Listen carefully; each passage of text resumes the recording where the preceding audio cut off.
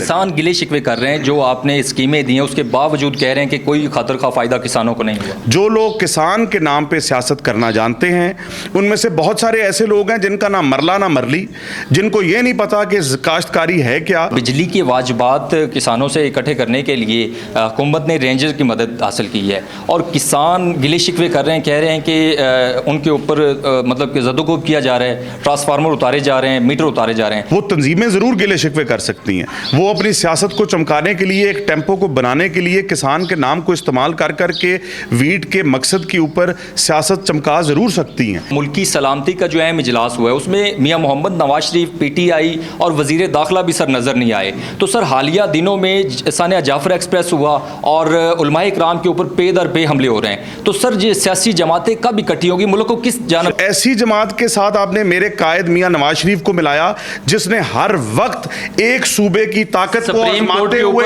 एक सूबे की ताकत को आजमाते हुए दूसरे सूबे पर हमला किया। आप अगर यकीन करें कि मेरे भाई ना होते तो शायद मैं इंटरव्यू यहीं रोक देता। बिस्मिल्लाहिर्रहमानिर्रहीम, अस्सलाम वालेकुम। मैं हूं आपका मेज़बान फ़याज़ राज़ी।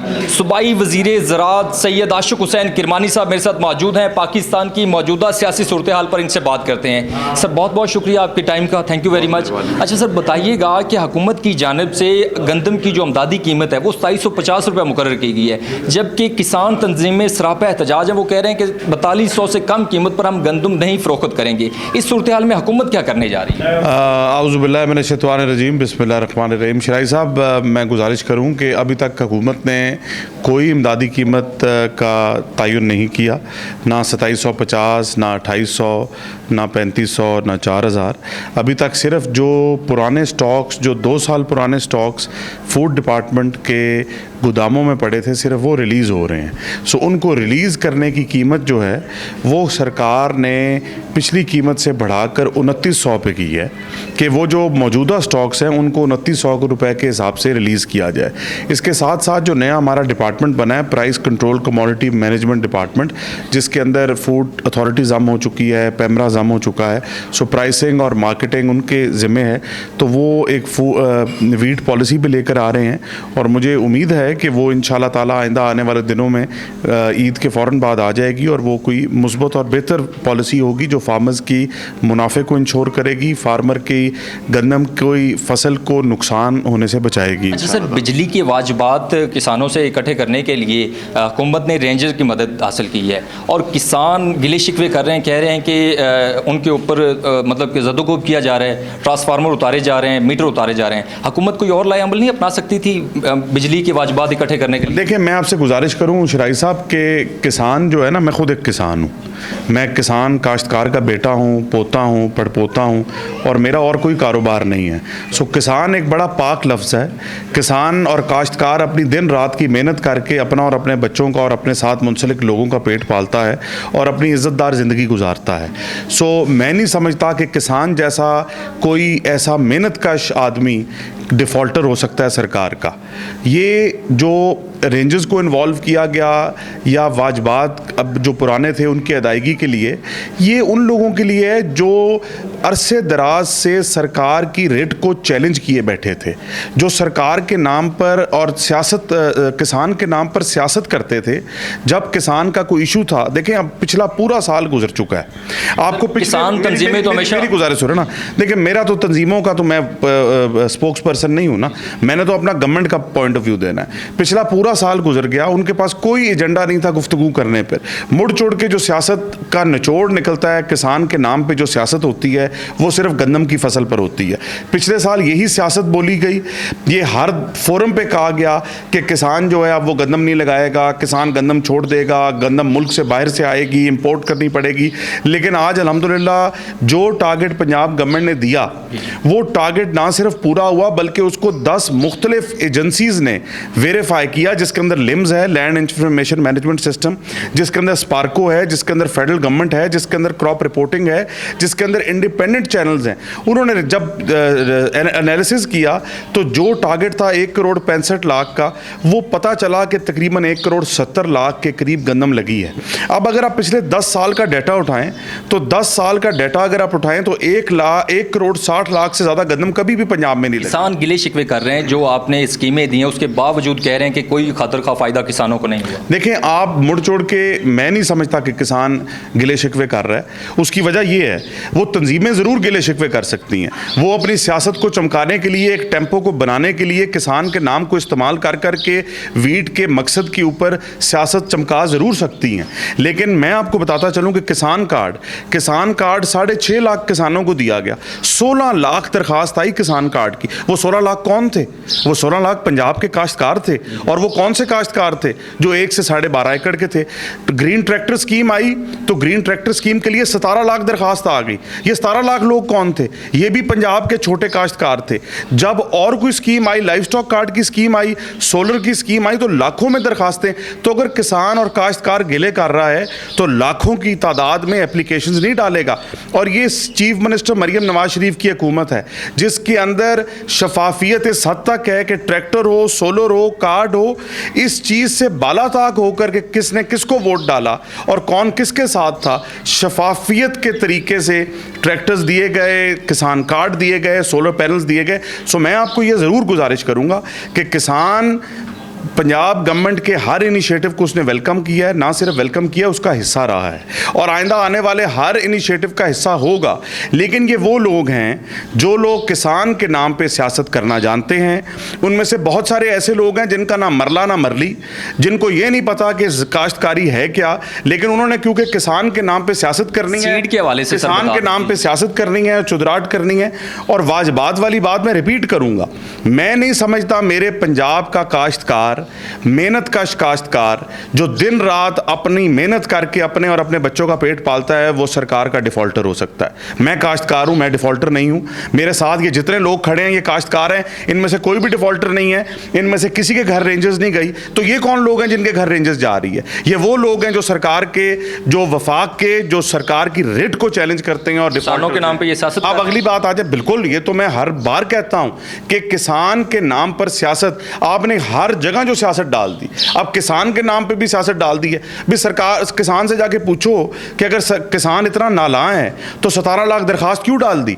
किसान इतना नालायक है तो 2000 बच्चा जो इंटर्नशिप प्रोग्राम पर है, लाइफ स्टॉक कार्ड के अंदर है, वो कौन लोग हैं?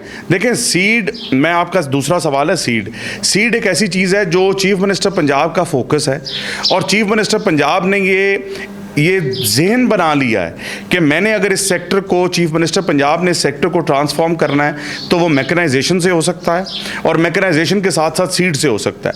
अब आज भी अनफॉर्चुनेटली हम 1960 की हार्वेस्टरें इस्तेमाल कर रहे हैं जो 4 किले काट के उनकी बेल्ट टूट जाती है और 2 दिन खड़ी रह जाती हैं, आधा दाना केरा करके नीचे ज़मीन में फेंकती हैं। कबूटा एक चावल की हार्वेस्टर आई, इतनी फेमस क्यों हो गई?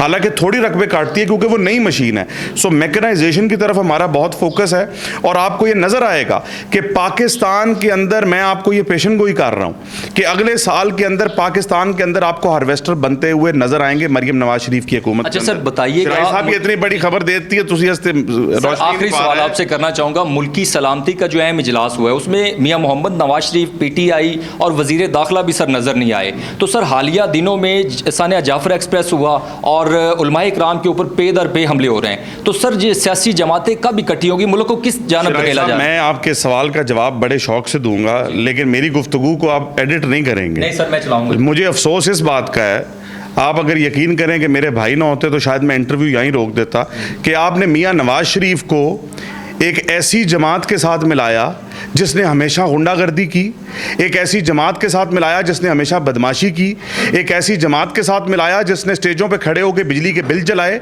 नौजवानों को बहकाया, हमारा कल्चर, हमारी तमीज़, हमारी तरबियत को की धज्जियाँ उड़ा दी।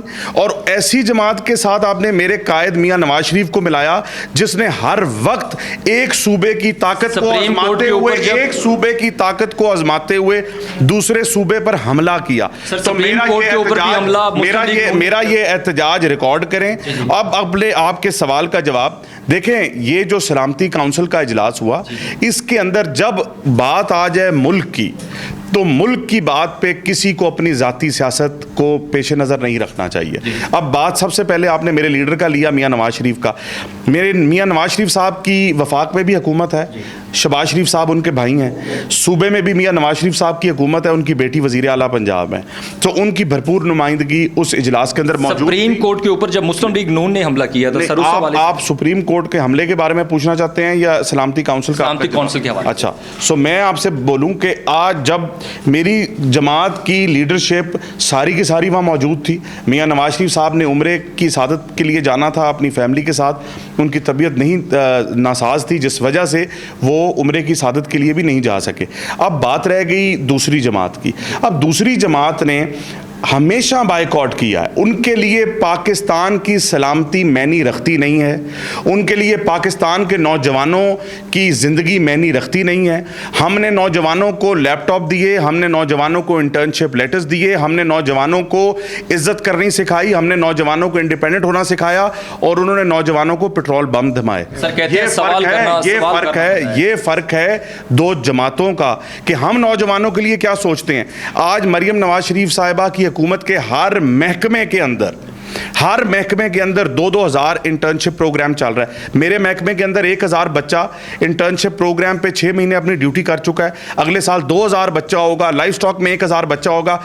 उनके दौर में क्या हुआ? उनके दौर में सिवाय बदतमीजी, बदतहजीबी के अलावा कुछ नहीं सिखाया गया। ये 5 साल तो मुस्लिम लीग नून भी करती है। देखें, हम तनकीद करते हैं तो हम तनकीद करते हैं 844 अरब रुपए का बजट पेश करके उसको अमल दरामद करने के बाद वो तनकीद करते हैं, तो वो एक देले पैसे का काम किए बगैर सिर्फ पाकिस्तान की सलामती को गिरेबान पकड़ पकड़ के 190 मिलियन पाउंड की जब बात, फर्क है हम दोनों के अंदर। सर 190 मिलियन पाउंड के जो अकाउंट में अभी हुकूमत के अकाउंट में पैसे आए हैं, तो इस पे बानी पीटीआई को सजा दी गई, तो सर अब ये चीजें एक्सपोज नहीं होगी और बहुत सारी चीजें एक्सपोज होंगी, बहुत सारी आइंदा आने वाले दिनों पे ये लोगों के आगे से ये पर्दा हटेगा कि ये क्या था और असल हकीकत इनकी क्या है। लेकिन मैं आज भी ये कहता हूं कि अगर इन्होंने अपनी ज़ाती सियासत इनकी चमक रही है, नहीं चमक रही, इनके अकाउंटों में पैसे आ रहे हैं कि नहीं आ रहे हैं, ये सरकारी ख़जानों से अपनी सियासत कर पा रहे हैं या नहीं कर पा रहे हैं, लेकिन पाकिस्तान की आवाज़ में इन्हें लबैक करना चाहिए। सब सियासी जमातों को मिलकर हर किस्म के नासूर के साथ मिलकर उसका मुकाबला करना चाहिए और पाकिस्तान की सालमियत हमारे लिए सबसे अव्वल है। आखिरी सवाल सर आपसे करना चाहूँगा, वफाकी काबीना में रोज़ाना सर जो है ना इजाफा हो रहा है, तो अपोजिशन कह रही है ये लोगों को राज़ी किया जा रहा है, इस वजह से इजाफा हो रहा है और ये हुकूमत चलती दिखाई नहीं दे रही। आप मुझे ये बताएं कि जब मैंडेट है वफाक के पास, सूबे के पास, और अगर टीम का कप्तान जो मियाँ शहबाज शरीफ साहब हैं वफाक में और मोहतरमा मरियम नवाज शरीफ साहिबा हैं सूबे में, अगर वो फैसला करते हैं कि मैंने अपने और साथियों को भी अकोमोडेट करना है, तो उसमें कोई हर्ज नहीं है। अगर मिनिस्ट्रीज़ के स्लॉट्स खाली रहें और एक एक वज़ीर के पास 3-3 वजारतें हों, तो उससे बेहतर नहीं है कि एक वजारत में एक वज़ीर हो और एक स्टेट मिनिस्टर हो और वो बेहतर दिल लगी से काम करें और अपने दोस्तों को साथ अकोमोडेट करें। खटक साहब के बारे में बताओ। देखें, मैं खटक साहब के बारे में आपको क्या बताऊँ, खटक साहब इस वक्त एडवाइज़र हैं, आपको नहीं पता इस बात का। जी, शुक्रिया, थैंक यू।